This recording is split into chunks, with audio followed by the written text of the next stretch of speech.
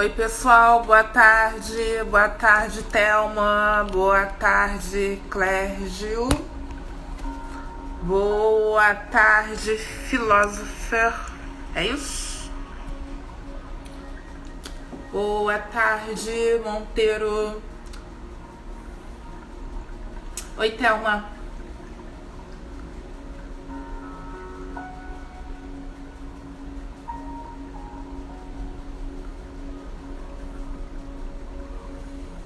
Esperando o Daniel entrar.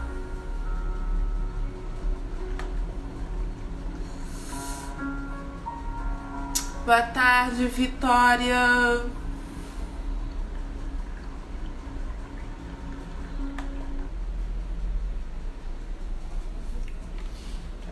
Eu já tô.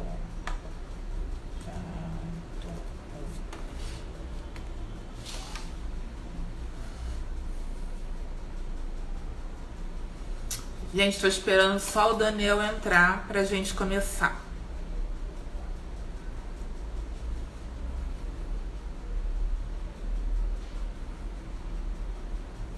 Boa tarde, Douglas. Vitória, eu adoro o nome Vitória, eu acho lindo.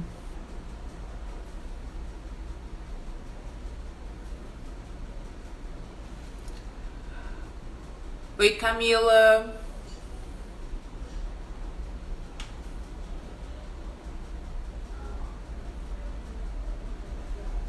Nossa, tem tanta amiga Camila.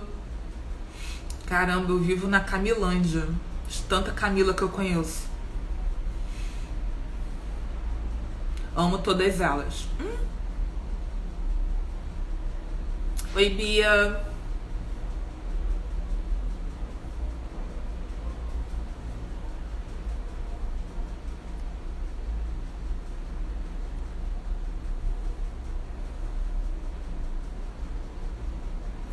Daniel entra.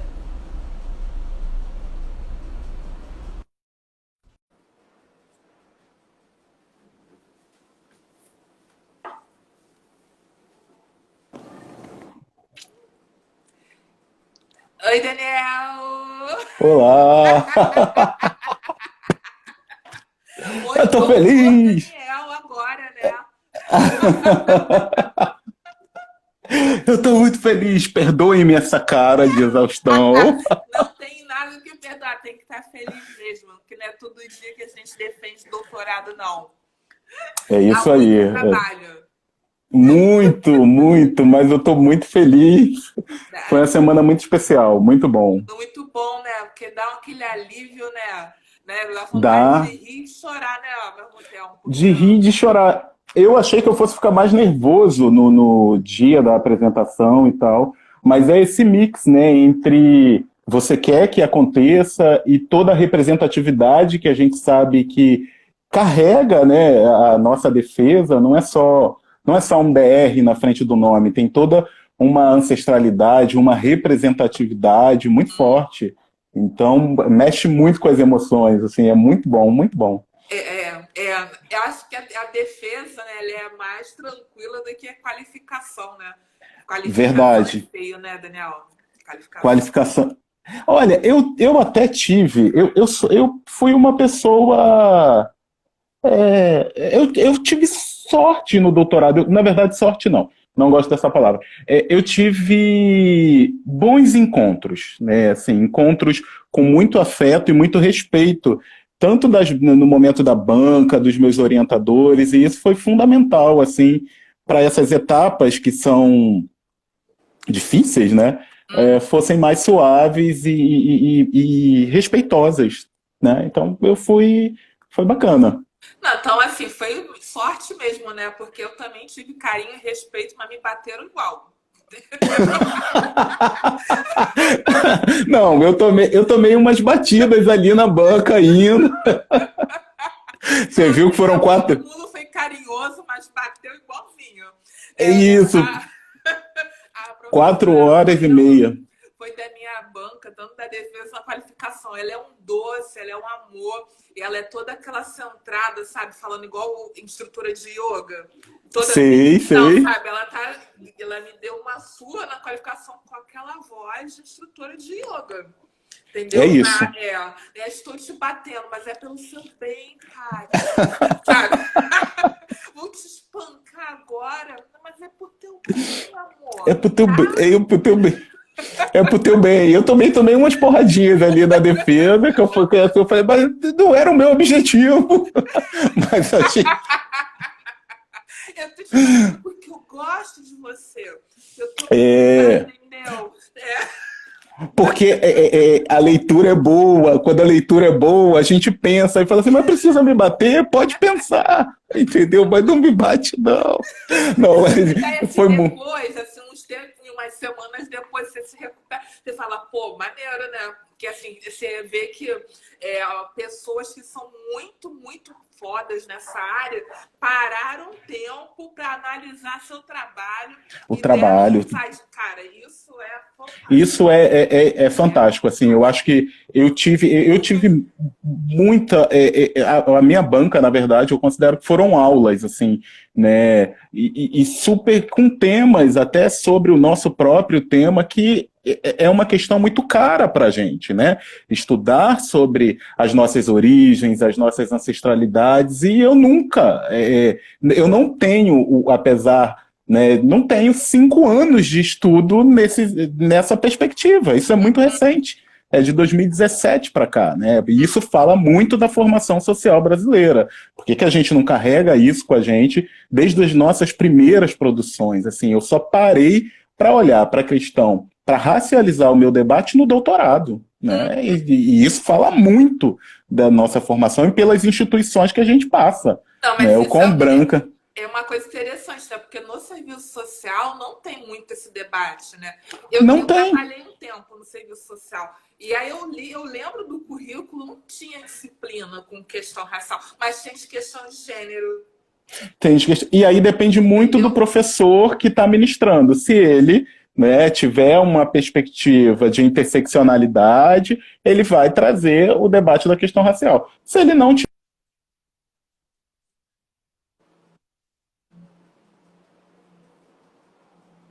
Oi? Ah,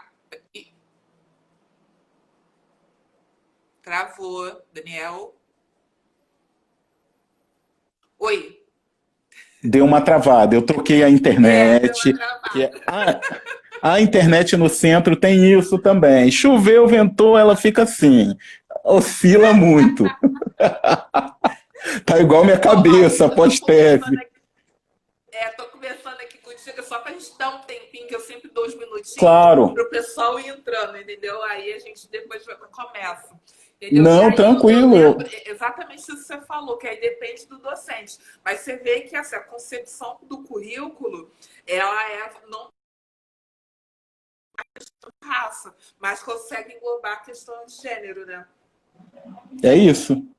Né? Ela não pauta e principalmente, e ainda mais quando a gente vai discutir masculinidades num curso majoritariamente feminino e numa política de assistência que se pauta aí pela matricialidade sociofamiliar que está ancorada num familismo, numa sobrecarga de responsabilidade dessas mulheres e que não sobra lugar para pensar os homens, quiçá o homem negro. Né? Assim, se não sobra para lugar para pensar homem, né, numa hierarquia aí de masculinidade que os estudos apontam, quem dirá pensar o homem negro? A gente pode pensar proteção social para esses corpos? Né? Assim, essa é uma discussão que eu tenho tentado aprofundar após tese e tenho visto que acho que essa é a minha contribuição para o serviço social, né? Aprofundar esse debate e provocar essas estruturas mesmas, né? A gente precisa desestabilizar essas estruturas e trazer para a cena essas discussões tão importantes e necessárias para a gente entender a sociedade brasileira, né? Assim, a gente não pode Eu mais acho muito naturalizar. importante, especialmente o Também serviço acho. social. Entendeu? Que Também acho. vocês trabalham com o assistente social, ele trabalha com a população bem pauperizada e a pobreza no Brasil tem cor, sabe? Então, assim, Pobreza no Brasil tem é cor. importante de ter esse debate sobre raça. Fundamental, eu acho, na área de vocês. Bom, acho que agora a gente já Fundamental. pode começar. Vou fazer a introdução. Oi, pessoal, boa tarde. Meu nome é Patrícia Silva. Eu sou funcionária do gabinete da direção do IFIX. Estou aqui hoje para apresentar mais uma live da série de lives bate-papo. O objetivo dessa série é fazer lives sobre temas importantes para a sociedade e para a nossa comunidade acadêmica. Nosso convidado de hoje é o professor Daniel Campos, da Escola de Serviço Social da UFRJ, e recém-doutor em Serviço Social pela mesma escola. Então, olha, o nosso tema de hoje é masculinidades negras em debate. Eu já quero agradecer a presença, o aceite do convite do professor Daniel, que acabou de virar doutor. Vou ressaltar aqui, porque merece títulos conquistados, merecem ser exaltados. Então, Daniel, muito obrigada pelo seu aceite. Fico muito honrada de estar aqui com você hoje. Imagina, Patrícia, eu que agradeço, né, assim, o pessoal até falou, quando eu compartilhei, falou assim, vai descansar, menino, você precisa descansar. Aí eu falei assim, não, mas a gente gosta, e eu acho que é isso, né, assim, quando a gente está discutindo um tema que a gente gosta e que a gente vê a importância e a relevância desse tema, a gente vai, né, e assim, a vida não para, depois que você defende doutorado, todo aquele trabalho que estava acumulado, que as pessoas meio que estavam deixando porque você estava escrevendo tese, meu filho, postou nas redes que acabou, os e-mails começam a chegar e a gente está trabalhando remotamente também, então assim, eu agradeço essa iniciativa do iFixer, né, de tornar a universidade viva nesse momento que a gente está vivendo de distanciamento e de isolamento social, trazendo tantas questões importantes, assim, eu que parabenizo vocês pela iniciativa, né, e me sinto muito feliz e muito honrado de poder estabelecer esse diálogo aqui, que a gente possa pensar outras coisas para além daqui, né, desses 50 minutos de um assunto tão denso, né, que a gente pode pensar em infinitas perspectivas, então, assim, eu só tenho a agradecer, né, pelo convite. Então, aí, Daniel, eu quero estar te perguntando essa coisa bem básica. Qual é o conceito? Você tem outros conceitos de masculinidade? Perfeito, Patrícia. Eu acho que essa é uma pergunta muito interessante, né, quando a gente vai pensar os estudos das masculinidades, né? Porque, primeiro, a gente precisa ter a compreensão de situar a masculinidade no âmbito dos estudos de gênero, né? E quando a gente situa a masculinidade no âmbito dos estudos de gênero, a gente precisa entender que ela se relaciona a um conjunto de atributos, condutas e valores que vão estruturar a identidade de ser homem. E que vai variar de acordo com o tempo, de acordo com a sociedade, de acordo com as classes sociais e os segmentos sociais. Mas a gente está falando de uma formação de uma identidade de ser homem, né? A gente não está falando de um estado, a gente está falando dessa construção de identidade. E se a gente está falando de construção de identidade para pensar o conceito de masculinidade, a gente precisa entender que ela vai se relacionar com poder, né? Nessa relação de gênero, pensar o conceito de masculinidade é pensar uma posição de poder. Então, diversos teóricos, né, e aí a gente tem uma grande referência, que é Connell, que pode aprofundar depois aí, né, para quem quiser, e infinitos outros pesquisadores, ela coloca para a gente que, mais do que a gente tentar definir o que é masculinidade como um objeto, né, uma característica, um comportamento, uma norma, a gente precisa entender que ela está situada numa perspectiva relacional, de comportamento. Então, a partir do gênero e das normas de gênero, homens e mulheres vão estabelecer o que é ser mulher e o que é ser homem. Então, essa construção da masculinidade, ela se dá exatamente nessa relação do gênero. E aí a gente pode pensar, aonde que os homens aprendem a ser homens? Aonde é que a gente aprende a ser homem? Se a gente está falando que isso está relacionado está focalizado dentro de um processo, né? Dentro do grande conceito de gênero, aonde que esses homens vão aprender a ser homem?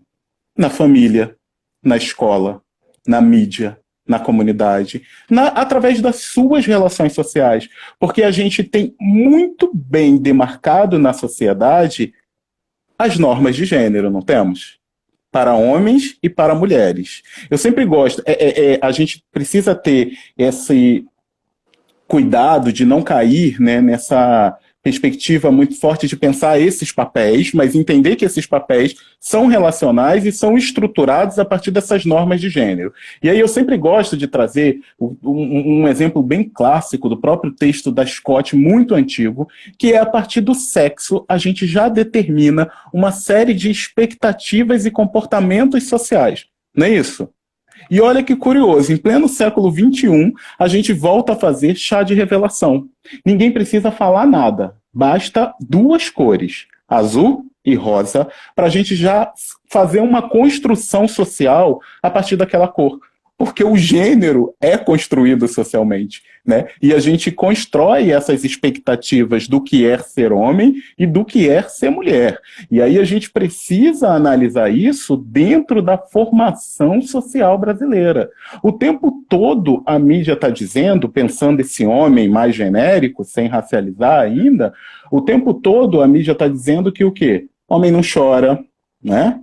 Que menino, se você apanha e conta em casa que você apanhou na escola, seu pai vai lá e faz o quê? Se eu souber que você apanhou, chegar em casa você vai apanhar por cima. A gente está o tempo todo reforçando um modelo de masculinidade na qual esse menino, desde criancinha, se ele desviar por um comportamento, por uma voz mais fina, por um gesto que o outro, e aí principalmente os outros homens, estranha aquele comportamento que tem algo que destoa dessa construção social do que é ser homem, pronto. A masculinidade dele está colocada em xeque e a gente começa a questionar, ele é homem? Que masculinidade é essa?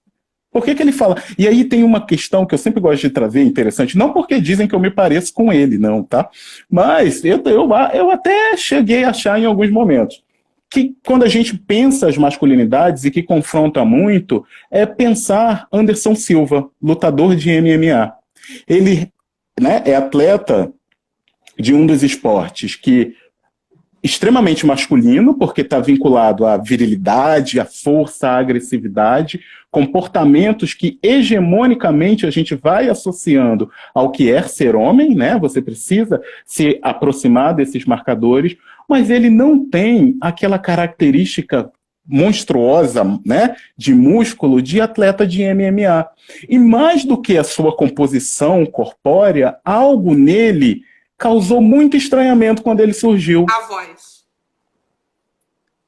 Porque a gente parou, a sociedade para e pensa, como que um homem fala tão fino?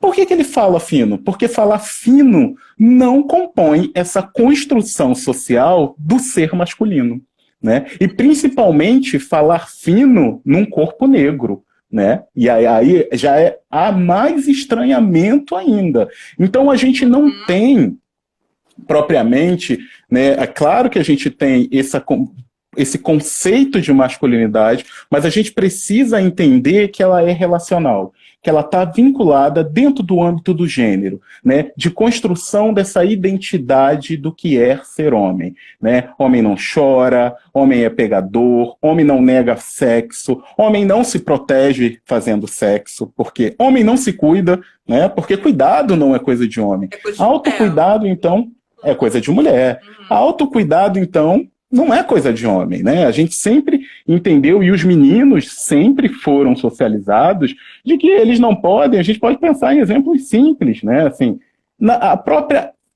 e aí, quando eu falei a escola, me veio à cabeça agora, pelo menos acho que na nossa época, a educação física ela era muito bem estruturada. Meninas faziam vôlei, meninos futebol. Ponto. Não existia outro esporte. Então, se você não joga futebol, você também não vai poder jogar vôlei, porque você não é menina, e só as meninas jogam vôlei. E né? os A gente Daniel, que queriam romper isso eram atribuídos orientações sexuais, mesmo que fossem diversas daquelas que elas tinham, né? Que as meninas que precisavam querer jogar futebol, elas eram atribuídas a orientação sexual, né, de lésbicas. E os meninos que queriam jogar vôlei eram atribuídos a orientação sexual de gays, né? Então, assim, tem... Exato. Isso que você está falando faz todo sentido na minha cabeça. Ainda mais quando você vai para a escola, que é o meu ambiente de trabalho, né, como pedagoga, né, e isso faz eu consigo visualizar no cotidiano mesmo.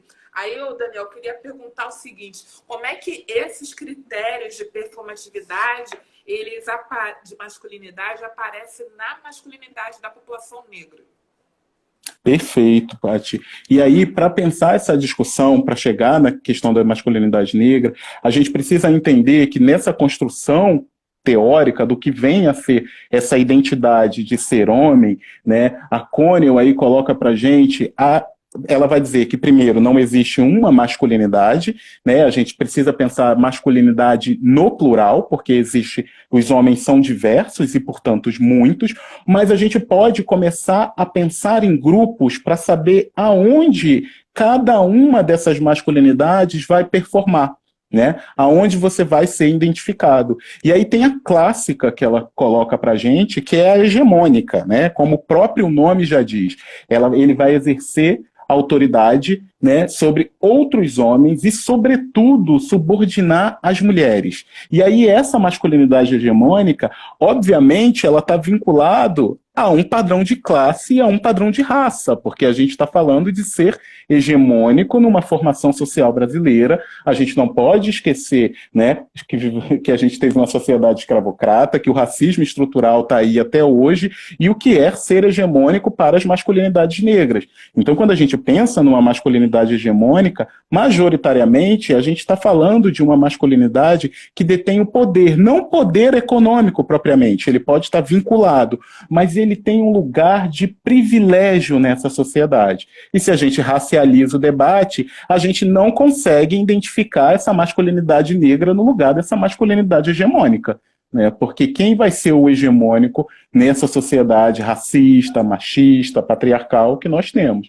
Esse é o primeiro lugar que a gente pode pensar essas masculinidades. O segundo lugar que ela coloca para a gente vai ser a masculinidade subordinada.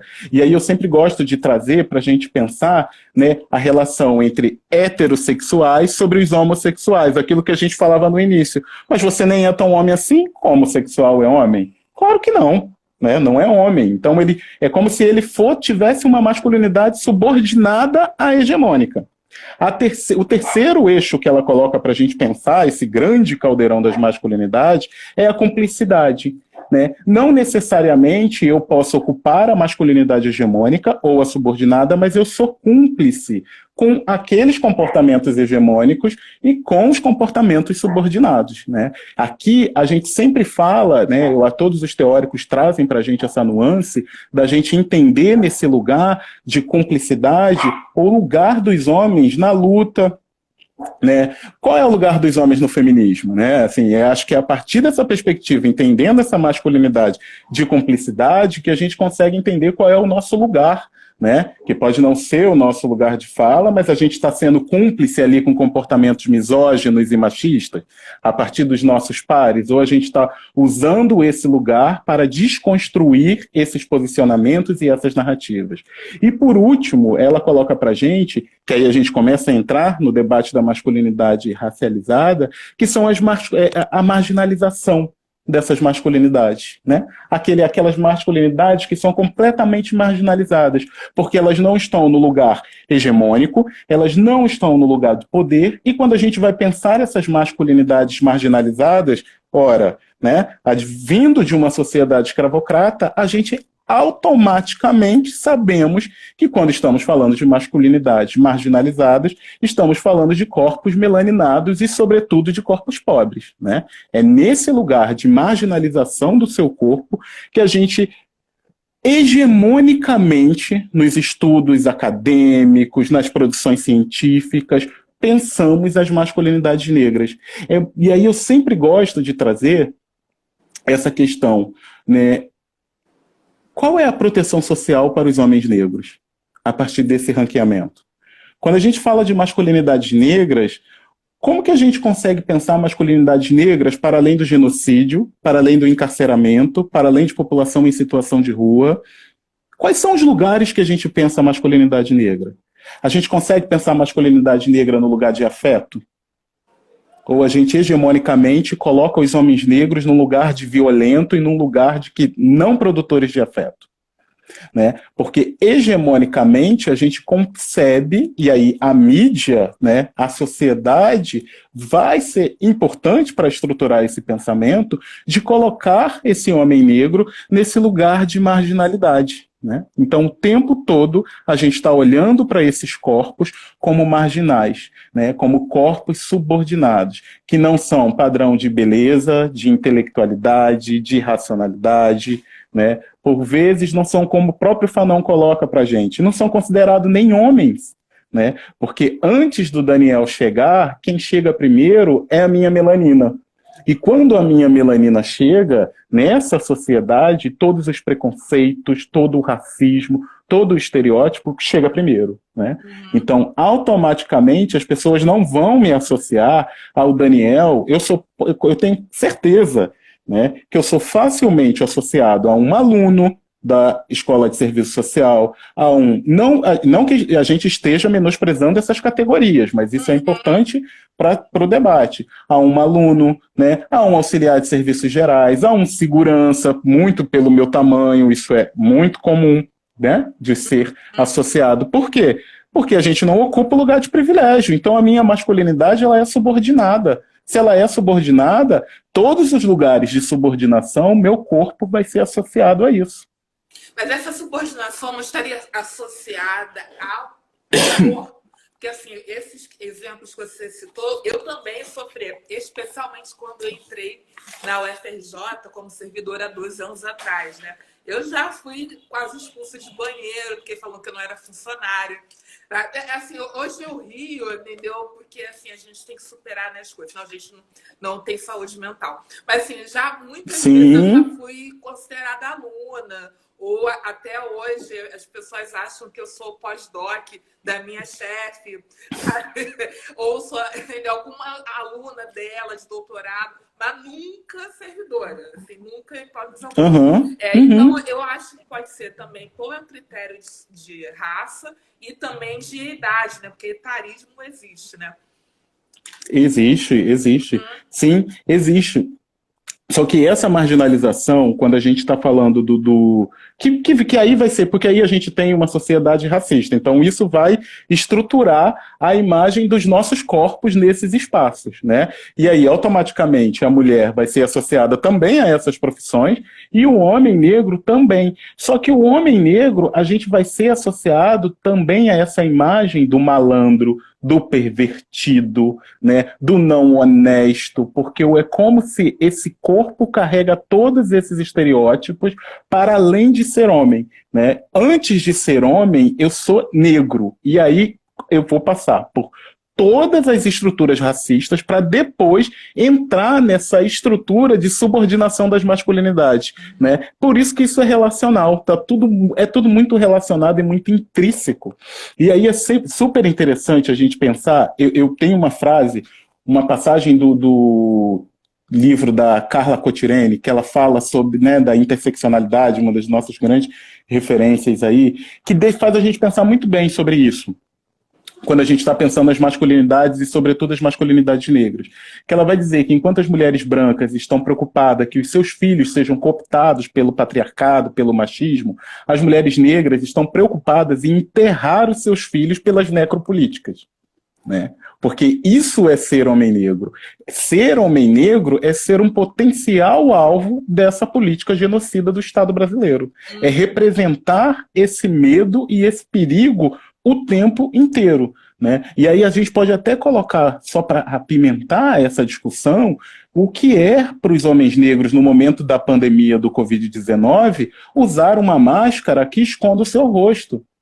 A gente já tem uma série de relatos nas redes sociais, né, de casos, e a gente sabe como está a violência policial, especificamente no estado do Rio de Janeiro, no qual a gente não tem nem direito à voz, somos asfixiados, né, literalmente, por essa estrutura genocida. Então, ser homem negro nessa sociedade é isso que o Fanon nos dá a brecha, né? Essa melanina chegar primeiro e marginalizar o meu corpo. Porque a gente, quando você falou da performatividade, a gente também pode pensar, especificamente quando a gente está falando dessa masculinidade negra, né, é interessante a gente tem uma série de autores que vão trazer isso para a gente, que é bem legal, né, que faz a gente bem legal no sentido de que a gente precisa entender isso para estar pronto para, né, levar o debate e aprofundar essa discussão. Que é isso que a gente está falando. Primeiro, quando a gente pensa nas masculinidades negras, a primeira coisa, e hegemonicamente que representa para a gente, é essa narrativa do medo. É aquele que eu não sento do lado do ônibus, é aquele que se está com um capuz, um casaco de capuz, né, com que tem o seu capuz ali, normal, que todo mundo, quer dizer, que a sociedade branca pode utilizar, ele não vai poder utilizar, né? Porque a sua melanina, a sua performatividade corporal está ancorada ao medo. E aí a gente pode pensar também nos rolezinhos. O que foram os rolezinhos? Por que um grupo de jovens negros indo a um shopping da Zona Sul incomoda tanto? Porque é essa performatividade do medo, né? Eu aprendi desde cedo, e todo homem ou seja mulher negra, aprendeu, né, que a gente deve sair com o quê? Identidade. Quando a gente vê essa política genocida, o que as famílias falam primeiro? Ele era trabalhador, está aqui a carteira de trabalho. A gente volta para a época dos institutos de aposentadorias e pensões. É como se desse legitimidade para ele estar passando 3 horas da manhã na rua porque ele era segurança ou porque ele tinha outra atividade laborativa. Porque essa narrativa do medo está ancorada, né? Isso foi estruturado né, ao longo da formação social brasileira para olhar para os nossos corpos através dessa narrativa do medo, né? Então isso é a masculinidade negra, né? Aquele que ninguém, não é aquele que ninguém. E a gente ainda pode pensar outro elemento, né, diz respeito ao mundo do trabalho, assim como as mulheres negras, né, que aí se a gente pensa nessa hierarquia, assim não, porque quando a gente pensa na hierarquia, as mulheres negras estão lá na base, né, pensando na precarização do mundo do trabalho. Mas quando a gente pensa os homens negros também, eles estão ali, né, eles podem ter o mesmo grau de instrução, mas assim como você falou de ser confundida com a chefe, esses homens negros também serão confundidos, né, e o seu trabalho, o seu corpo vai ser levado à exaustão. Meu corpo é a todo instante, né, narrado assim, mas como assim você está cansado? Um homem desse tamanho não aguenta um negócio desse? Porque o nosso corpo tem que estar preparado para o trabalho pesado e para o trabalho sujo, né? Não é à toa que somos associados à imagem de segurança, que é aquele que, a partir da sua massa corporal e ancorado ao primeiro marcador que a gente falou, que é o marcador do medo, vai ficar ali na linha de frente para estabelecer esse choque, né, do medo e afastar qualquer um. O terceiro, né, que eu gosto de pensar, a partir desse debate dos autores, de performatividade, é a sexualidade. Homem negro não nega sexo. Ele não pode, né? Ele dá prazer, ele precisa dar prazer. Ele é um pênis ambulante, né? Ele é um falo. E aí eu gosto sempre de pensar nisso. Mas e se ele não tem o padrão corpóreo para ser considerado o negão de tirar o chapéu? Porque nem todos irão se enquadrar nesse rótulo do negão de tirar o chapéu. E se ele não tem o pênis nem tão grande assim? O que sobra para esse homem? E se esse homem negro, a partir da sua orientação sexual, tem esse padrão corpóreo que essa sociedade estabelece como o negão de tirar o chapéu, mas e a sua orientação sexual não é heterossexual, não está vinculado, não é heterossexual? Por que isso causa tanto estranhamento, né? Causa um desperdício? Um negão desse? Como assim? Né? Porque a gente está vinculado, porque homem negro não tem sexualidade. Ele tem que dar prazer, desde o período escravocrata, assim como as mulheres negras. Né? Mas ele tem que dar prazer, ele não nega. E aí, se ele não se... E por vezes a gente precisa reconhecer que muitos homens negros irão se apegar nesses estereótipos como única alternativa de valorização, sem entender o quanto de sofrimento e de adoecimento isso pode causar para esses homens, né? Mas eles vão automaticamente se apegar a esses marcadores para performar desse jeito, que é o lugar que a gente pode pensar, talvez, né, e aí com muitas aspas, de privilégio que essa sociedade vai dar para esses homens, que é representar exatamente e se associando, e aí é interessante que ele vai se desconectando cada vez mais de uma masculinidade negra e tentando alcançar um padrão de masculinidade hegemônica, que ele nunca será por conta do seu tom de pele. Né? Ele vai ser apenas um corpo negro tentando performar num lugar de masculinidade hegemônica. Que talvez sejam táticas de sobrevivência, né? São táticas de sobrevivência, que aí o último, né, dos 4 elementos que a gente pode pensar nessa performatividade negra é a desestabilização de uma identidade negra positiva. O quanto essa sociedade racista desestabiliza essa construção de identidade, daquilo que a gente falava no início, de um homem negro positiva. Né? Quais são os referenciais? É claro que o movimento negro, eu acho que hoje, né, a gente tem, mais do que nunca, a partir desses últimos, né, dos últimos meses para cá, a partir do que, não que se resuma a isso, mas a gente tem conseguido impulsionar o debate e espero que cada vez mais, né, mas como a construção social da identidade desse homem negro, né, não está vinculada a uma positividade, apesar de existir o outro lado, o lado que balança essa estrutura, e está aí a capoeira, o hip hop, a poesia, né, que vai buscar, que tem tentado buscar fortalecer essa construção dessa imagem, mas que ao mesmo tempo não ganha destaque na mídia. O que ganha destaque na mídia é sempre, e aí tem uns trabalhos muito interessantes de quem vai analisar o homem negro na mídia, é esse lugar do malandro. Né? Ele vai ser rico, mas o seu caráter vai ser dúbio. Né? O caráter vai estar sempre em negociação. Né? Ele sempre vai ter um desses 4 marcadores associado à sua imagem. Né? A gente vai estar sempre... Kanye West. Isso aí. Tem uma menina, tem uma colega da época do doutorado, a gente sempre se encontrava nos congressos de masculinidade, né? Ela pesquisa masculinidades negras nas telenovelas brasileiras.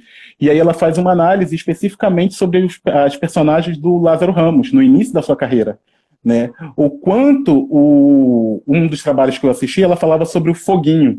O quanto ele tinha, ele ascendeu, né, socialmente lá na trama, mas ele ascendeu com um caráter duvidoso, né? No início da trama ele era sempre aquele malandro que fazia os bicos para poder ganhar dinheiro, passando a perna no outro e tudo mais, né? Ou quando uma outra personagem que ela analisa, que é pensar que é um lugar também muito comum quando a gente pensa as masculinidades, sobretudo as masculinidades negras, que são que até Jorge Lira e Benedito Medrado, que são 2 pesquisadores da UFPE, coloca para a gente, que é pensar esses homens como desertores. Né? Eles são desertores das suas responsabilidades como pais, ou eles são infectores, né? Eles vão infectar porque eles não se cuidam, ou eles são marginalizados, ou eles são malandros. Olha, apesar de haver todo um movimento para a construção de uma outra identidade de masculinidade negra, a partir de um lugar de positividade, mas olha as barreiras sociais estruturadas por esse racismo estrutural para pensar a construção dessa referência de masculinidade negra. Né? Que esse menino, que essas crianças, que hoje a gente já tem, mas na nossa época, eu fico pensando, eu sempre faço esse exercício de tentar voltar para trás. A minha referência de masculinidade negra, e eu coloquei isso na tese, era meu pai, que saía para trabalhar e eu quase nunca via esse homem negro. Porque ele saía de casa quando eu estava dormindo, e quando ele chegava eu estava dormindo. Então,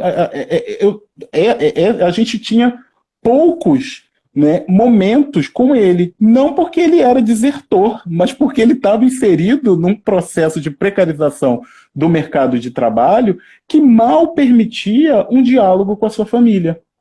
Né? E aí você liga o noticiário, na própria sala de aula, você quanto pedagogo, eu acho que hoje a gente tem conseguido, né, levar essa perspectiva da interseccionalidade, decolonialidade, mais os estudos decoloniais, mas a gente ainda precisa avançar muito, porque quais são as referências que a gente tem construído de positividade para pensar essas masculinidades, para pensar essas feminilidades, né? A gente tem um grande serviço pela frente para se descolar desse lugar que gera adoecimento, que gera violência, e pensar um outro lugar para essas masculinidades negras.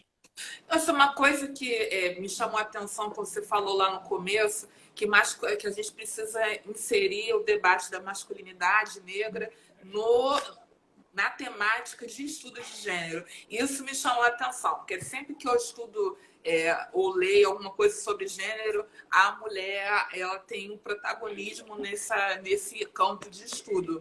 Né? Então, eu queria te perguntar por que masculinidade, especialmente masculinidade negra, tem sido um tema tão tímido, tão pouco estudado dentro da academia. Então, Paty, essa é uma pergunta ótima, né, assim, para a gente pensar. Eu acho que os próprios estudos de gênero já demarcam para a gente um pouco isso, né, principalmente quando ele associa gênero e raça, né, ele vai focar a sua análise e justamente, né, no lugar da mulher e, sobretudo, da mulher negra, né, que vai sofrer as opressões de gênero, e a gente deve, o próprio estudo das masculinidades vai beber, né, vai ser fruto dos estudos feministas, exatamente porque quando chega, né, a teoria, as discussões de gênero que vão desconstruir, pensar a equidade, elas estão ancoradas, né, no Ocidente, no feminismo branco, e depois a gente tem aí o feminismo negro. Então, obviamente, a masculinidade nos estudos de gênero, ela aparece de maneira ali subordinada, porque houve e há um protagonismo enorme das mulheres para pensar os estudos de gênero, né? Para pensar as opressões. O que a gente pauta e discute, né, e que cada vez mais a gente tem que disputar, entender e trazer essa discussão das masculinidades, não só para o âmbito das universidades, mas para o âmbito dos coletivos, porque tem uma coisa também que me preocupa, um pouco e aí são estudos que eu quero desenvolver, o que é essa proliferação de coletivo de masculinidades? Eu fico pensando assim, o que esses coletivos têm pautado, assim, né? O que a gente vai pensar? De masculinidade? Tem vários grupos de homens que estão pensando o seu lugar nessa sociedade, né, machista, patriarcal. Na nossa universidade, não. São algumas iniciativas que são fora da universidade. Né, assim, eu acho que a gente eu acho que a discussão tem que ser feita, mas eu acho que a gente precisa entender muito o que esses grupos estão falando. Porque senão a gente cai numa máxima que eu tenho um certo... O pessoal talvez agora vai cair, mas assim, eu tenho um certo... eu uso com uma certa cautela, que é pensar masculinidades tóxicas. Porque a Coniel, ela vai falar para a gente de comportamento tóxico, porque senão a gente vai associar essa construção a uma masculinidade tóxica e não consegue ver que os dividendos patriarcais que os homens vão usufruir.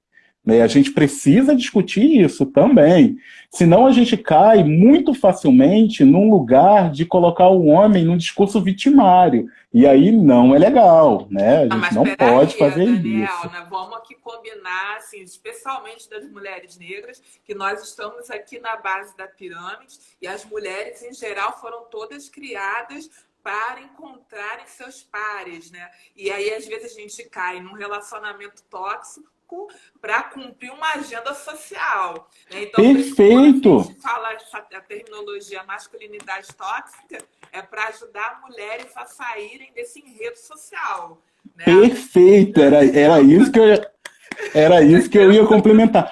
Porque, às vezes, Paty, a gente usa dentro dessa perspectiva que a gente tem que usar, porque senão a gente fica usando jargões soltos por aí e criando novas categorias sem, de fato, conseguir trabalhar dentro dessa perspectiva para não cumprir um comportamento social, né? Que vai subordinar, que vai, em última instância, vai até levar essa mulher a óbito, né? Não é à toa que a gente tem aí os dados do país, onde as mulheres negras aparecem com um protagonismo enorme. E o que eu tenho chamado cada vez mais, e eu acho que os estudos da masculinidade, eles precisam cada vez mais aparecer, porque a gente precisa chamar os homens para essa discussão, né? Até a minha orientadora, ela vai fazer uma outra live no 4 horas aí no IFIX com vocês, falando sobre violência contra a mulher, né? Especificamente violência sexual. E eu acabei de escrever um capítulo com os outros A sua autores. orientadora é Ludmilla? É Ludmilla. Nossa! E eu acabei de escrever um capítulo pensando o lugar dos homens nas ações de prevenção à violência, né? Porque a gente precisa chamar os homens para a ação de prevenção à violência. É claro que há um medo, a pasta já sofre com recursos ínfimos, né? E aí chamar ações para esse homem parece que vai desviar o foco da atenção, mas a gente precisa envolver esses homens porque eles vão reconstituir família. Só encarcerar não é a solução, porque eles vão sair, né? Eles precisam estar envolvido nessas ações de prevenção, para que esses comportamentos e essa conduta de masculinidade hegemônica, de homem provedor e que detém o seu poder, até hoje, tem um documentário muito bom para quem gosta desses estudos e para quem quer pensar essa questão, que é Chega de Fio-Fio. Não sei se você já assistiu. Não. Vale... Então fala o nome de novo. Chega de Fio-Fio. Chega de Fio-Fio. O Rolf Malungo, que é uma das minhas referências, que pensa a masculinidade, professor da UF, ele é um dos, né, que faz ali, e esse documentário ele vai vai falar do assédio sexual contra a mulher. E aí vai ter homem negro, vai ter homem branco, vai estar falando das masculinidades, né, numa perspectiva ampla. E aí é interessante quando o Rolf conduz, eu não vou dar spoiler, vou dar só um pedacinho porque pode quando o Rolf conduz essa discussão, o quanto a construção dessa masculinidade vai colocar para esses homens, eles dizem assim, mas eu não faço isso com a mulher que eu não acho bonita. Você acredita? Acredito. Né? A gente que estuda isso é totalmente factível. Aí você fala assim, cara, é um processo... Que processo é esse? Que socialização, que construção de... É claro que isso está inserido numa sociedade patriarcal e machista, né? E vai corroborar e aflorar cada vez mais para esse tipo de pensamento. Por isso que a gente precisa e valoriza, e infelizmente a gente tem que ir contra esse desgoverno de pensar, sim, discussão de gênero e sexualidade, você enquanto pedagoga, adequada a cada público dentro da escola, porque é lá que as crianças passam a maior parte do seu tempo.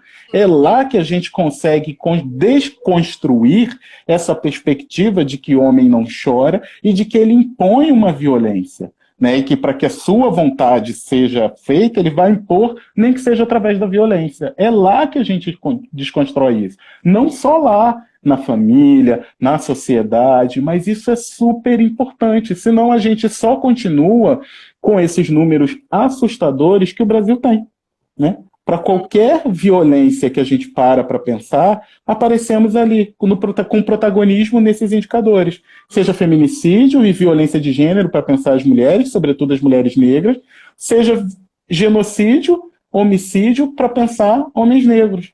Ou pela própria condição clínica do nosso povo, né?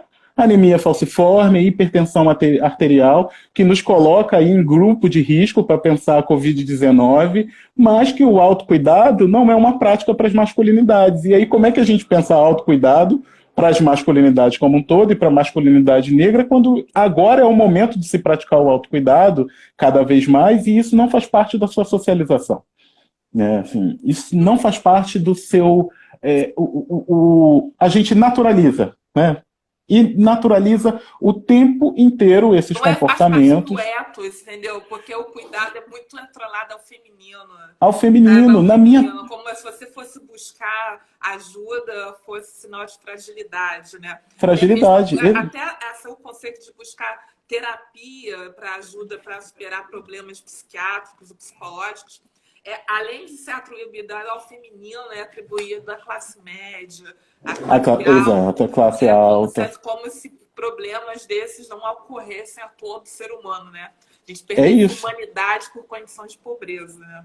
por condição de pobreza. E o quanto isso gera adoecimento para o nosso povo, né? Para os homens, para as mulheres, né? E o quanto a precarização dos serviços nessa sociedade capitalista corrobora para isso. Porque aí a gente tem uma atenção básica que vai sendo esfacelada, é o genocídio de todas as partes, né? Essa é a política genocida. Porque você não vai conseguir encontrar atendimento na saúde mental, né? Você não vai conseguir encontrar uma rede de serviços estruturada para acolher a sua demanda. Primeiro que o homem já não reconhece a saúde como um lugar que ele pode recorrer, né, porque ele não se cuida. Você sabia que desde 2009 a gente tem uma política nacional de atenção integral à saúde do homem? Não. A gente tem, do Ministério.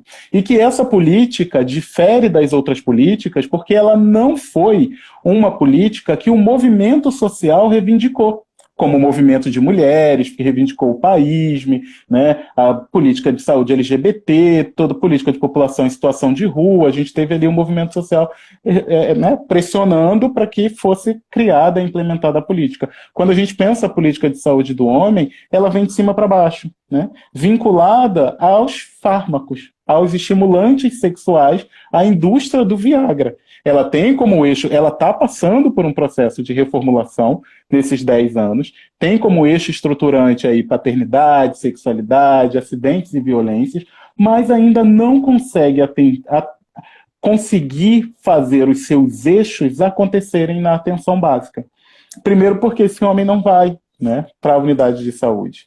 E se esse homem não vai para a unidade de saúde, eu sempre gosto de pensar, se a gente faz a análise da sociedade brasileira e entende que os homens negros estão inseridos nas posições mais precárias do mercado de trabalho, ou seja, no trabalho informal, na uberetização agora da vida, que se ele não trabalha, ele não tem dinheiro.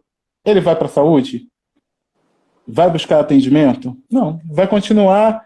Só vai dar entrada na unidade quando é emergência, quando infartou, né, quando aquela ideia, quando todo esse adoecimento por essa estrutura racista está provocando um agravo, né, na sua saúde, mas ele não está buscando atendimento, e aí, infelizmente, a gente vai ter um desfecho trágico lá na frente, né, o que é muito sério e a gente precisa discutir.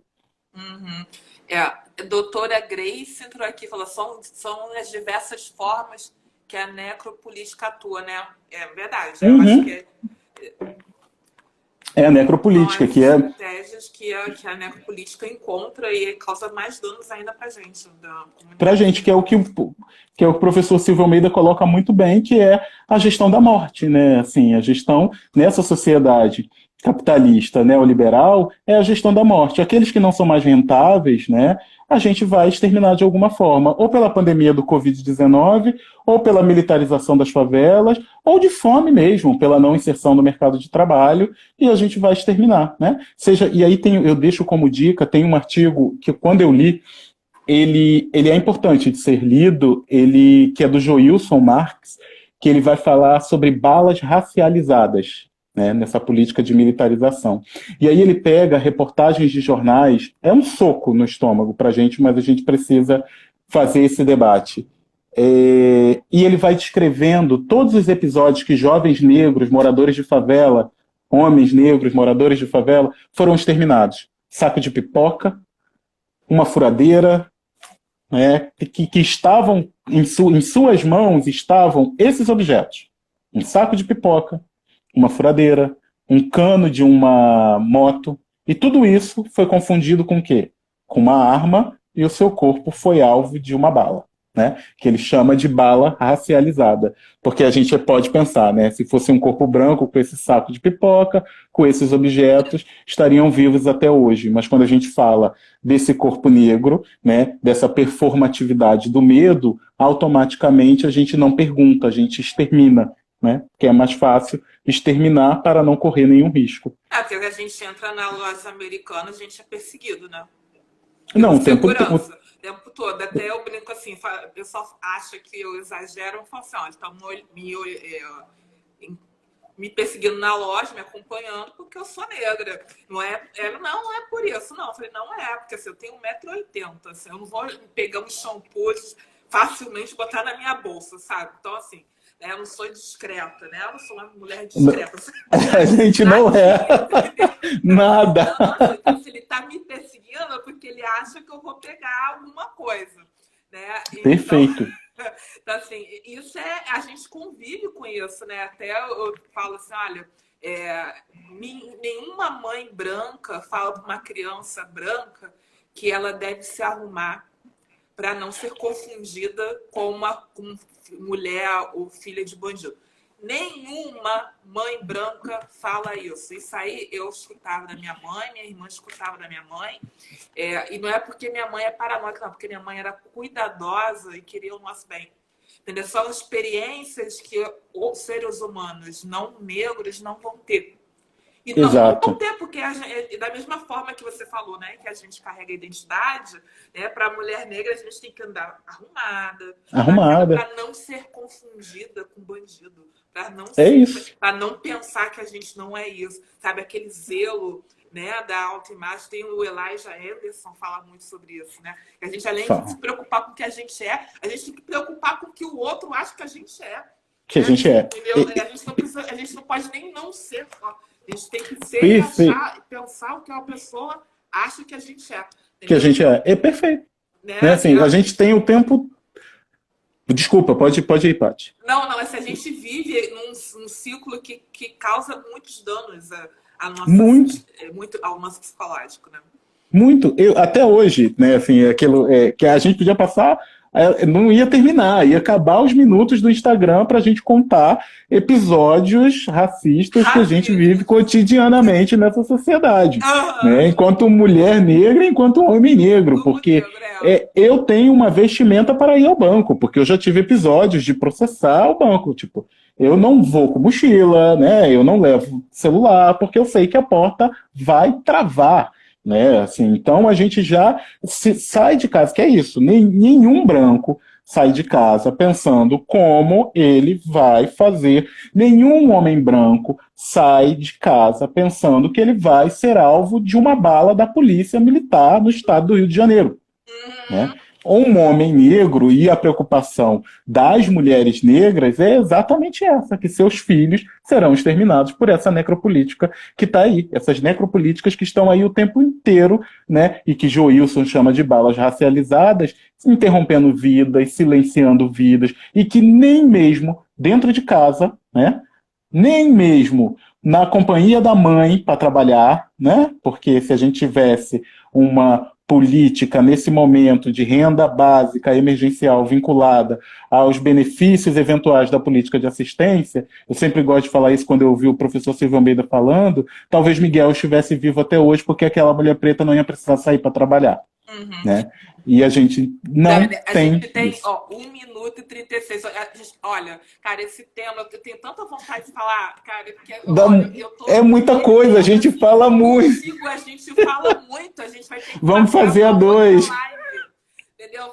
Vamos fazer a 2. Casos de racismo, entendeu? Para as pessoas ficarem mais, né, cientes do que a gente faz, porque é muita coisa. E muita coisa.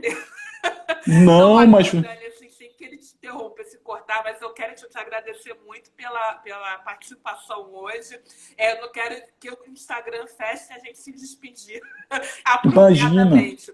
Então, o convite já está feito para uma próxima live. A gente marca, a gente faz um tema novo, né, discutindo mais as experiências.